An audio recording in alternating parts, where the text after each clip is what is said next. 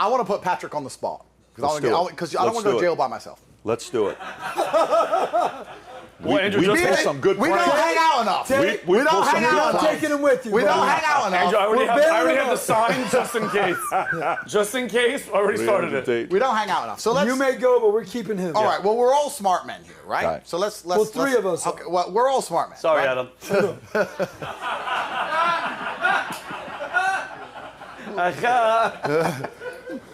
Let's have a conversation, right? If I want to convince you of something, and I need to use facts and logic, then I would argue that more than likely, I'm not saying it's the right thing, but I have some form of evidence to back my theory up, right? I want to convince you with facts and logic, so I need to find evidence. If I want to convince you with an emotional argument, like grandma or like the kid at the border, I don't need facts or evidence. In fact, we can ignore facts and evidence. So the logical conclusion to that is that emotional arguments are likely being used to push bad ideas because they have no evidence and no factual basis. Mm-hmm. And the other side, the logical, rational arguments, have some degree of factual basis, so those are likely the good ones. So the emotional arguments are the bad ones, and the logical arguments are the good ones. Meaning that the emotional arguments that we're pushing towards feminists who now run their households and all these empowered women are the negative ones. Mm-hmm. And the ones that men believe, which are based on reasoning and facts and logic, are the good ones. So we're going to do a thought experiment. Let's talk about the emotional arguments, and let's talk about the things that are currently destroying America. And I'm going to ask you a simple yes or no answer, or the simple one of two options. Who supports these ideas more? By and large, generally, women or men. Who supports abortion more, women or men? Women. Women. Who supports open borders? Women. Who supports socialism? Women. So if you start going through all of the problems of America, everything that's destroying it, who is the biggest advocate for these things? White liberal women. Women are destroying everything. Put me in jail. No. Women are destroying everything. But by the way, I would started with the apple. No, now, I'm not saying all women. I'm talking in general. I'm not saying women are bad. I'm saying that they've been psyoped by evil men. I'm actually blaming men here. I'm not blaming women. I'm saying that women are the conduit. Women are being used to do the work of the devil via emotional arguments and destroy Western society. Who is pro drag queen story hour by and large? The young moms. Women. That are, yeah, of course. Who is, you name. You must preface it with liberal women. You name anything negative about Western society that is currently destroying the place and ask who is the largest advocate for this thing, men or women? It's women. It's liberal women. Every single time. And when you point that out, like I just have, you get in a lot of trouble. With now when a female DA indicts me, there we are. Well, he said DeSantis and his girlfriend, so I don't know who the girlfriend is. That's why he tried. But to go there, Tate, when I was first doing business content only, and I wasn't touching politics, who would approach me? Business guys, young guy, I start a business, what do you think I should do? How do I raise money? How do I do this? The moment I said, kind of want to share my thoughts and my opinions about what's going on with politics. And this is like during COVID when I started. Vinny, be careful with the thing. Yeah. So once I started doing that, and I talk about pro-family. And one of the clips I made was about LGBTQ community and what it was doing to America. You know who was one of the first people that commented on it? Charlie Kirk. Charlie said, hey, it's great to see that your content business, you're risking talking about this stuff. And Charlie, I interviewed Charlie in 2017 when he was 23 years old. Wow. And I told Mario, I said, this guy's going to be the president one day. He's a 100%. Extremely capable guy. 100%. But I'm going to tell you, the moment I started talking about family values, the moment I started talking about what's going on with America, the challenges, the issues it's facing, you know who started pulling me aside at restaurants? Well, we're at Hamptons one time. A 94-year-old lady comes. I asked her age. Vinny's with me. Yep. She walks up. She says, I never miss your podcast. Yep. He says, you have no idea how important you are. My grandkids watch it. Yep. Young men need to watch this because you talk family and business combined together. That's right. I had more women coming up saying we need more of this content than you would believe. So what's the point? No, I know that's true. Yeah, so the point I'm making to you is it's extremely important to qualify its liberal women, of course, who have been bought into the psyop that you're talking about to win them over. And of course, the Lauderdale, because liberal women are feminist women. What is a conservative woman like? Actually, think about a conservative woman. How does she live? How does she live? Of course, her life is very, hey, Husband's priority, kids are priority, community's priority. I got to pick up the kids, I got to drop them off, I got to do this. Family's got to be good. They're not out there trying to get everything that comes with it. So you're completely right, Patrick. And the reason I know you're telling the truth is because, and this flabbergasts people, but I have never had a negative interaction with a woman in person in my life ever. Women come up to me and they love my content too. But when you said conservative women, and this is the thing that might get us in trouble, I ask you, is a conservative woman in charge of her man? Or is a man the head of the household? No. Okay, so we're now advocating for a patriarchy. We're now doing the number one thing, which is... No, wait a minute. Let me correct my answer. Ask me the question one more time because I want to give the right answer there. Sure. Is a conservative woman in charge of her man? Is she the head of the household? I don't think so. So I don't think so. Exactly. So we're naturally advocating from a position of protectiveness, not from a position of authority, not from a position of oppression. Yeah. We're actually advocating for a patriarchy saying, look, we'll take on the stress. We'll deal with the problems. We'll pay the bills. We'll protect the house. I'm not here to oppress you. I'm not here to treat you badly. Right. I'm actually here to lead, and a conservative woman lets a man lead. And that's the point I'm making, that these feminists have been told that a man should never lead them, and that is why they're led astray by the system. So to say things which are controversial and will get you in a lot of trouble, that's my job, so I'll do it. If men are by and large in charge of the households and in charge of society, it is much harder to psyop the population with emotional arguments, which is why they're trying to remove man from the head of the household so they can use emotional arguments to convince you to commit suicide. Right. The Western world is currently committing suicide, and they can only convince you to do that emotionally because it's illogical to destroy your own society. It's illogical. So this is very purposeful. So when a woman sits across from me on any kind of podcast or a dating podcast or anything, says, I don't listen to no man. I'm like, you're not my enemy. You don't realize that you're a pawn on a board. You don't realize you're being used by my actual enemy, who's a man, who understands very well how to destroy the basics of society so that we are open for the mass enslavement. Because if anybody thinks that's where any of this ends, with AI, with the riots, with the burning of cities, with the mass crime, you know what they do? There's only one thing, and COVID's the lesson. There's only one thing that humans will accept a loss of freedom for: safety. I will take away your freedom and give you safety. I can prove that because I live in the safest country in the world and I don't have freedom, but I'm safe. So even I will say, you know what? Dubai is very controlled, but I can wear a $5 million watch in the middle of the night, and my woman and my kid, the young girl and a woman by herself, can go for a walk at 3 a.m. So we'll all accept a lack of freedom for safety. When this all burns down, they're going to come back and offer us safety, but they're going to control everything. And that is why they are pushing feminism. That is why talking against feminism gets you in so much trouble, because it is a weapon that is being used en masse to destroy Western society. And any woman who listens to this and thinks that that makes me anti-woman doesn't understand my message. Because what I'm saying is, look, we, as being, you all know this better than me. Patrick, how many times have you heard people say, I want to start my own business so I can choose my own hours? All the time. All these guys. All the time. All these guys. Being the boss sucks. 24/7. People who aren't the boss, they go, oh, I want to be the boss because it's easy.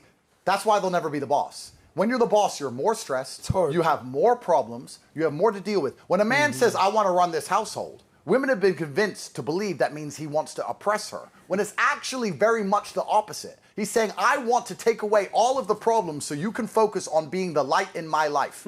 There's a poem, and I don't know it exactly, but you'll have to Google it up. It's a beautiful poem. I think it was by a warlord. He's an Islamic warlord, maybe a couple hundred years ago. He said, stress is mine, pain is mine, war is mine, but you are mine.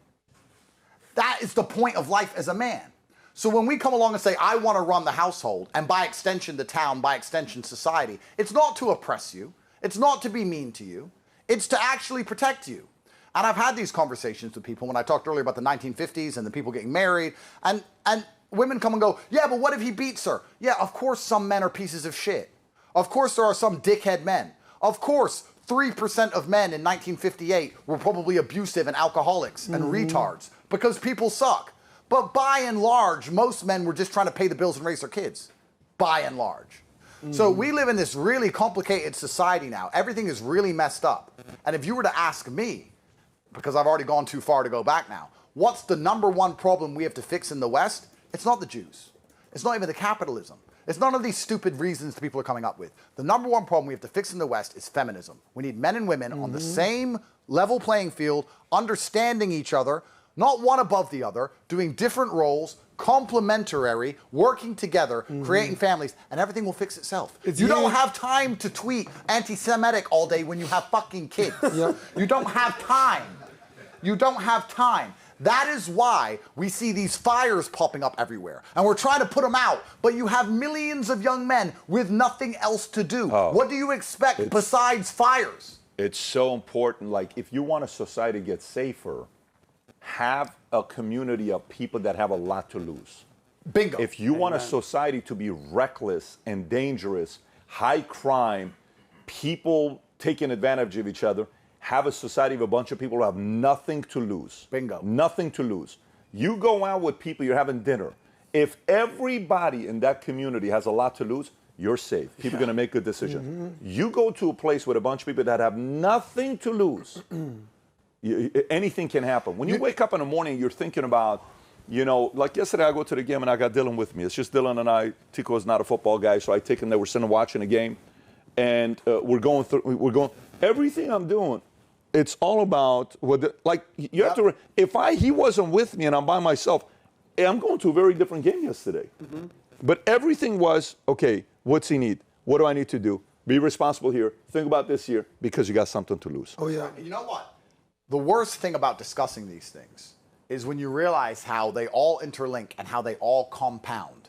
It's kind of like having health problems is worse when you're broke. Like being broke and then getting sick. They double, they compound. It's the world's worst synergy. You know what the saddest thing about Irina getting stabbed in the neck on that bus was? And I tweeted this. And of course, everyone hates me on Twitter because I tell too much truth. But this is the thing. I said, you know what's sad about this? We have a young, beautiful Ukrainian girl who, instead of coming here and getting a rich sugar daddy, instead of being a whore, instead of doing OnlyFans, she decided to work in a pizza parlor. She tried to be honest. She tried to do the right thing, and she caught a knife in the neck. So now we talk about society degrading because men can't find women. Well, now society's degraded, and now women won't be with a normal man because a normal man needs you to have a job, and he needs you to ride the bus. They want to be with me. You know what happened when Irina got stabbed? All of my women text me, thank God you'd never let me ride a bus. And I was like, well, yeah, but now, so what happens? If you're going to be with a man, you expect him to have permanent armed security chauffeurs for you? Is this the new expectation of the average chick? Irina tried to do the right thing and died for it. Society, by and large, was a contract between men. The society we've built was a very simple contract between men. I think a lot of people don't understand why society was built. The contract was this. We're going to build a world based on laws, and we're going to build a world based on morals and shared values, so that if I leave my house, the other men will protect my wife from any man with ill intentions. If I go to war, you're not going to randomly rape my wife. And if someone attempts it, you're going to stop it. The whole point of society was actually built for us to protect our women. Society was built so that we didn't have to stand next to our woman all day with a loaded gun. And in many places in the world today, because they have no society, you have to do exactly that. You have to stand next to your chick all day, ready to die, or she is going to be taken advantage of or taken from you. The whole societal contract is I get to now leave you alone and do important things to build the world and come back and you're still okay. But that's now broken. That's now breaking. Because women don't trust us to build the society anymore. They're saying they want to change the society. And they're based on emotional arguments. And they're disintegrating society from the inside. And that's why it's emotional and not logical, because the decisions they're making make them less safe. How illogical is it that women are advocating for things that make their own lives worse? But men aren't in charge anymore. We built the entire society. We're supposed to be patriarchal and evil, if you listen to a feminist. I've listened to feminists' version of history. Men are patriarchal, horrible creatures. We built this entire society for you. We did all of this for you and the kids. That's why we built all of these things. And we're evil now in their version of history? Supposedly we were oppressing them the entire time? Take society away and see what kind of feminist you are. Go to Yemen and be a feminist. Go up to a man in Yemen and tell him your ideas. And you will soon learn Feminism is bullshit. It's being used by evil men. Evil men are pushing it. And this is what's very important. Weaponized virtue is very important. This is my actual problem with DeSantis. Because when I flew here, DeSantis is like, women, we need to protect women, da-da-da. I've not been convicted of a crime. You're now trying to weaponize women against me. I've never hurt a woman. And I'm not convicted of ever hurting a woman anywhere on the planet. And I haven't even been in Florida. Why are you taking women and hitting me over the head with it? When you go to California, what do? You're misogynist, women, women's rights, women. They take big women and they beat the masculinity out of you. You're not allowed to have an opinion. You're not allowed to talk animated. You're not allowed to get angry. You're not allowed to defend your society. You're not allowed to stick up for anything. You're not allowed to be Republican. You're not allowed to want your own kids to think a certain way. You're not allowed to do shit because it's bad for women. Are being used as a weapon to destroy masculinity. This is very clear to me. And it is the end of the Western world. That's why I became public enemy number one, saying, guys, go to the gym, stick up for yourself, be a man unapologetically. That makes you a national security threat? When you're a national security threat, all bets are off. It's like being a terrorist. If I was in London when I got designated, they could have fucking blasted me in the street. It's insanity. It's insanity. So when I sit across from feminists, they know not what they do. They don't understand that they're a tool being used to destroy the world. We built the world to protect them. And I'm saying, let's bring the world back to a stage where we can protect you. If you let men be in charge of North Carolina or South Carolina, wherever it was, that piece of shit would be gone. He wouldn't be on a bus. Because men will protect you from bad men. Women aren't going to protect you from the bad men. Your other feminist sisters aren't going to protect you from the bad men. Men are going to protect you from the bad men. But we have no authority left whatsoever in the Western world. We're nothing other than serfs and slaves to this feminist, insane gynocracy we live in. And it's crazy. It's so crazy. Most people don't even realize that we're operating in 3 phases at the exact same time. Women are better than you at everything, while also you're equal. Watch Netflix. They can beat you up and they're smarter than you. Watch any family show. The woman is smart, the mom is smart, the dad's an idiot. They're better than you at everything, while also you're equal at everything, while also a permanent victim of you if you do something or they do something they don't like. They're better than you and smarter than you, and also you're equal, but if they have sex with you 10 years ago and changed their mind about it, you tricked them. How the fuck can a man operate in these 3 phases at the same time? You can't. You can't. It's impossible. Yeah. We're living in an impossible society. Men are getting wrecked every which way. The men who get girls get rape cases. Most men can't get girls at all. The men who get married get dragged through divorce court. The man who tries to be a good parent to his kids loses to kid. Men are getting completely destroyed. If you talk about any of these ideas, you're a bad guy. I thought we had a men's mental health crisis. Guys, more men commit suicide. More men go to jail. More men die in war. More men die from crime. If this was the other way around, then it was women suffering from these things. Do you have any idea the breakdown society would have? Have you stopped talking about this? Have you stopped intentionally talking about this? This is the first time I've talked about any of this stuff in years, because it just puts me in jail. But by the way, no, here's the question. There's nothing you said to me right now that was out of line. Why? I'll tell you what. Tomorrow the BBC is going to print Andrew Tate, misogynist, sits on Patrick Bet-David podcast and says that men should control women. And they're going to paint this narrative. That's what they're going to do. Then they're going to get an all-female jury, and they're going to put it in front of a bunch of women, a bunch of girls, and they're going to put them all over the TV, and they're going to say how dangerous I am. And my ideas are dangerous because they're convincing young men to do dangerous things. Then they're going to find a woman who was randomly attacked and stabbed to death by a migrant, and they're going to say, I did it. The British government's already done this. Look it up. Crime against women is bad because of Andrew Tate. They're going to find a migrant from fucking Sudan who stabs a random woman to death, and they're going to say it's because of me on podcasts with my ideas, even though it's nothing to do with me. And they're going to use it to hit me over the head and put me in jail. You can look this up right now. The BBC already prints it. That's why, if I talk about these things, that's why I said out of 10, how much trouble am I going to get in? Yeah. I'm actually genuinely, from the bottom of my heart, trying to protect my daughters. I'm actually trying to explain that now the safest place for my daughters to live is a patriarchy, the UAE. Why? I want my daughters safe. I want the mothers of my kids safe when I'm not next to them with a weapon. And that only seems to happen in patriarchal societies. So I'm not the bad guy here. I have a bunch of women in my life I love and care about. And I truly believe that it is my job to protect them. And if it's my job to protect you, I must have some degree of authority over the society we live in and some authority over you. If it's my job to protect you and you're my wife and I say don't walk alone at night at 4 a.m., am I oppressive? I'm trying to protect you. That's all I'm trying to do.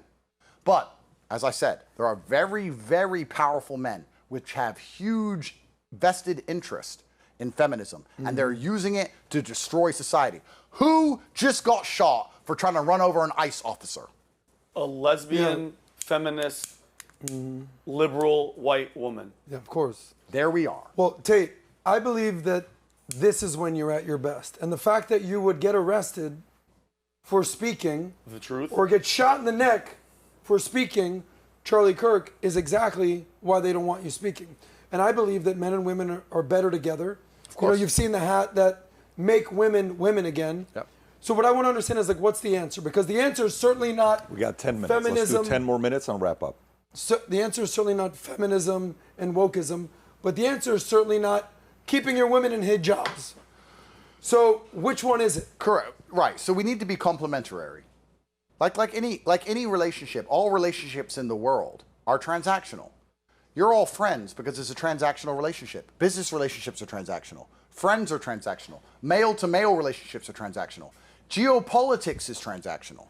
When Europe is now currently pissing their pants about Greenland being retards, crying their eyes out, they don't understand that international law means nothing. Pieces of paper that are printed means nothing. If we want to kidnap the president of Venezuela, we're going to do it because we're fucking America. Yeah. That's what it is. It's transactional. It wasn't a forever war. It wasn't trillions of dollars in dead American people. No, it was 45 minutes, collect the oil, in and out, bang, makes sense. Everything is transactional. There has to be a clear social contract between men and women, a transaction. In the 1950s, I just described it. I'll give you a house, a white picket fence, I'll make sure the bills are paid. You're not going to stress me out. I'm the head of this household. The children are going to be raised with our ideals, primarily my ideals, and we're all going to do our jobs. Just like any company. You hire members of staff to do their job. You don't want people who are in charge of one thing doing something else. And you don't, otherwise everything collapses. So we no longer have a clear transaction between men and women.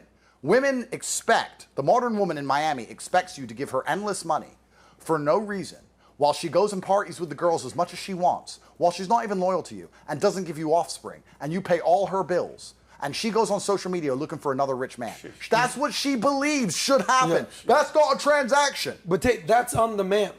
No. That's on the man to say no. Of course We're not playing that game. Of course it is. And find a woman who is willing to do that if you have status and money. If you're the best man, you can do that, but the average man can't. Nor and should they. We have to build society. We have to build society in a way that the average man stands a chance. Let me give you an example. Let me give you a very simple example. When you make laws, you always have to consider the average and the mean. Why is there speed limits? There are speed limits because most people are stupid or slow or distracted or they have an old crap car. You don't get to say the speed limit's 50, but if you have a Ferrari with carbon ceramic brakes and you're a trained race driver, you can break the speed limit. Because then you can't enforce the speed limit. You have to make laws based on the average capability of people. So we need to build a social contract between men and women that allows the average woman and the average man to coexist and both benefit, be happy with the transaction. You know, a lot of people believe in love as this fairy tale, magical, sparkle, you know, it's like the movies, like the books. Love is actually, truthfully, very transactional. If a woman goes, you only love Andrew because he gives you a big house and pays all the bills and keeps you safe and cheers you up when you're sad and gives you a car and makes you happy with surprises, and he only loves you because other men don't talk to you and you're beautiful and you give him kids. That's not real love. No, that is real love. Yeah. That's actually love, right? This idea that we're in love and there's no transaction, it's just like the movies, that's bullshit. It's actually all transactional. Exactly. So we've now gone so hyper-transactional that women are on fucking OnlyFans or walking around on Instagram saying, buy me a Birkin for a date. What I'm saying is we need to build, and I'm not saying I know everything, I'm identifying the problem. We need to build a social contract in which the average woman is happy with what's being provided to her by the average man, and vice versa. If we do that, everything's fixed. And the easiest way to do that, I would argue, is to stop convincing young women to hate men. At least don't convince young women to hate all men. That's a good starting point. If we can do at least that, then we might be able to convince people to come together. Of course. Because society is based on men and women. When they call me a misogynist, how am I a misogynist? if I take care of every woman in my life and I'm trying to have as many children as possible. If I was a misogynist, I wouldn't talk to girls. So it's a lie. It's a lie. It's weaponized virtue they're using to try and destroy my message. And this is very important when you understand when people are accused of things. The primary objective of an accusation is to distract you from a guy's ideas. When people say Andrew Tate, they're not going to say Andrew Tate and his ideas. They now say Andrew Tate and his accusations. That is the goal. The goal is to take everyone's mind away from what I say and more about what I'm accused of. I can accuse you of being a ham sandwich. Who gives a fuck? You're not a ham sandwich. It doesn't matter. This is the world we live in. So I think, truthfully, to fix Western society, we have to heal the gap between men and women. And it can't just be for beautiful baddies in Miami and all us millionaires. We have a great time. It's fine for us. But if you want society to function, it has to be for the average man and the average woman. When we fix that, everything, even anti-Semitism, will decline. Everything. Baruch Hashem. All right, so Tate, based on what you're saying, my interpretation of what you're saying is Andrew's moving to Miami. Right? His boat is coming down to Miami. 49 foot. There's a big party going on tonight in Miami on his boat. Yeah, sure. You're all not invited. Okay, it's not going to fit. But no, this is the Tate, and I don't know why you stopped talking about this stuff. And it makes sense what you're saying, but to me, it's also a more clear, defined argument today than even 4 years ago. Yeah. It's toned down in one side that you would have had 4 years ago, which was more sensational and it was more entertaining. But this is pure logic. You don't agree with it, go debate it. You know what, guys? I like to believe I'm logical enough to give credit to my enemies. And I have to give credit to my enemies. They are so vindictive and conniving and smart. They will take this podcast, they will find 3 seconds. They will put the clip everywhere. They will take it out of context. They will print in the mainstream media. They will get lawyers to start saying I need to go to jail. They'll get Keir Starmer in the parliament tomorrow. MPs will start saying I'm the reason that women get raped by random migrants. They're going to hit me with new criminal cases, hate speech. I'm only a man. I'm just a man, guys. And I'm not sitting here trying to be fucking Superman. It gets to a point where your enemy is so conniving and so powerful, and they're hitting you with so many bullets, and then you log into Twitter, and there's some dipshit who goes, you're a misogynist. It's like, who am I even trying to help? These men believe the fucking matrix that's destroying them. Who am I even trying to save? You get beaten down. You know, in my whole 4 years, and all the 4 years of crap I went through, there was 1 hour where I really felt it. Because my mind is strong, I can deal with things, but there was 1 hour where I really felt it. Long story short, I'd already been to jail in Romania. I'm out on house arrest. I got arrested again by the Romanians, had another criminal case, got out on house arrest again. Luckily, I'm not back in jail. The Brits issue a warrant, international arrest warrant. 2009 assault. Doesn't say who, doesn't say where, doesn't say when. They're unhappy with the Romanians failing. They said, give him to us. The Romanians said, no, not till his criminal case in Romania is done. We're not going to extradite him to England. I went home and I was like, I'm on house arrest. I've been locked in my house for 2 years. Before that, I was in jail. I've not been convicted of any crime. I have 21 charges in the most corrupt judicial system in Europe. Whether I go to jail or not, after this is all done, whether I do 10 years in Rahova, where people get stabbed to death every single day, or I bust case, either way, I get then sent to England, remanded, Belmarsh, and have to face this all again. The next decade of my life is house and jail and court, because I said that men and women should work together. And you get to a point, Patrick, where you think, what the fuck am I fighting for? You do. I'm a man. Now, when I tell you the whole 1.5 hour story, you'll see Providence was on my side. Perhaps God loves me. Perhaps I have a mission. I don't know. But there was a point where the idea that I would be in Miami was completely unfathomable. I'm looking at 50 criminal charges, and I'm sitting there like, this is all because I was deemed a national security threat for telling young men to stick up for themselves. And I'm telling you, what broke me, what breaks you isn't the government. And what breaks you what breaks you is when you log into Twitter or some guy you were trying to help. You know what breaks me? When people go, well, the Romanians said, guys, the Romanians are liars. If you believe that shit and I'm trying to help you, what the fuck am I talking for? You do. And you know what? I said this to Tristan. You know who must suffer from this the most? Our president. Imagine trying to fix America and reading the bullshit they write about. Do you have any idea how it feels to be Trump, to be doing your best, trying to fix America, and seeing all these fucking clowns call you names, insult your family, wish you got killed, laugh when Charlie's killed?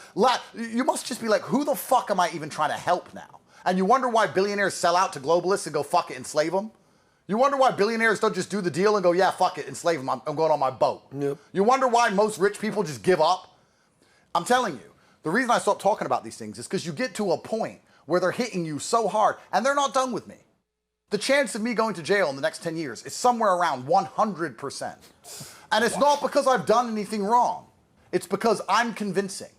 And when you understand the world, you understand that every single thing on the planet is nothing other than a battle for influence. The media, which no one pays for, is funded by governments to influence you. Putin is in Ukraine right now with tanks and men shooting each other so that he can get control of territory. Why? So he can influence the people in that territory. What currency they use, what news they listen to, what language they speak. Everything's a battle for influence. And if you're one guy like me who can get more views than the BBC, they're gonna shut you up.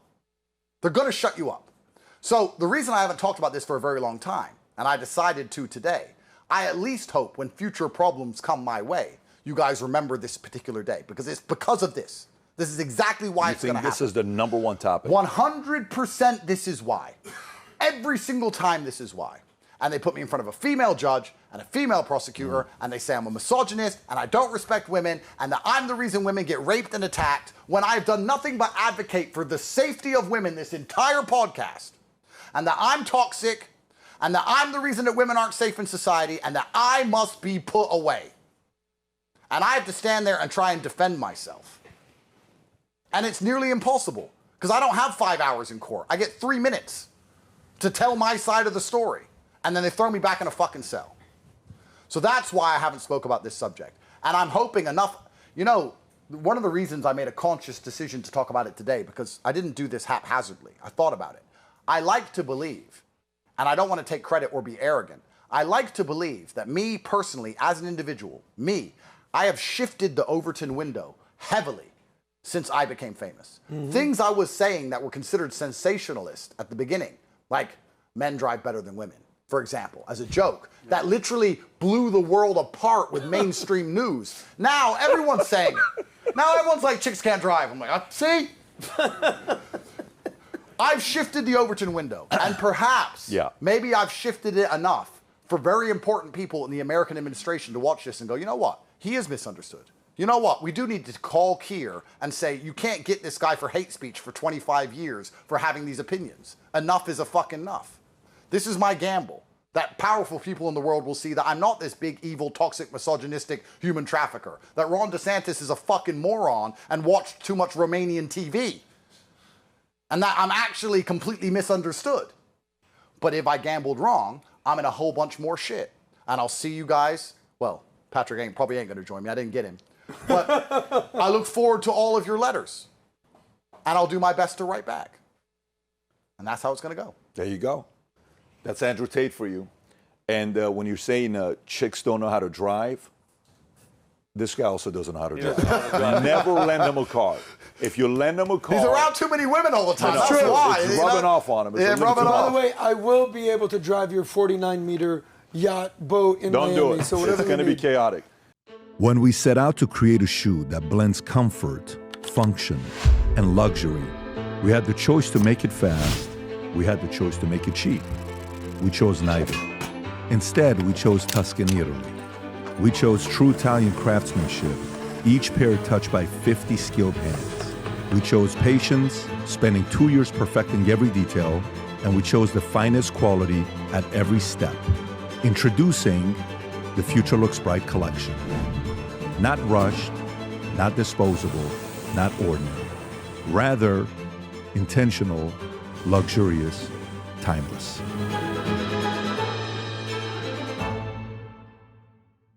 If you enjoyed this video, you want to watch more videos like this, click here. And if you want to watch the entire podcast, click here.